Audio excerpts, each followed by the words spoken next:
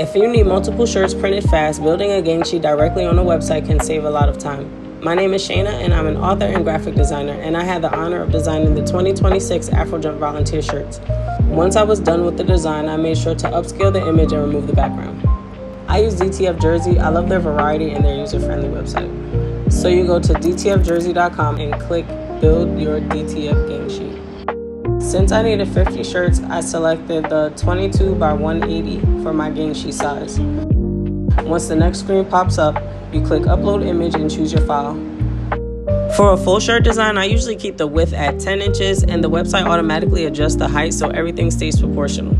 If you didn't already prep your file, they also give you an option to remove the background and upscale your image directly on the site. Then you duplicate your design and place as many as possible on the sheet. I actually had to adjust my design because I couldn't fit everything the way I originally planned. With the large sheet size, I was able to fit 20 prints on one sheet. So I added it to the cart and created 2 more gang sheets to complete the order. I was able to pick up, buy t-shirts in store, and use the heat press all in one swoop.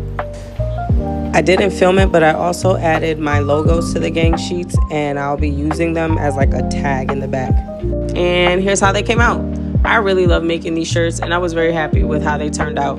If you're designing for an event, brand, or bulk order, gang sheets definitely make the process easier.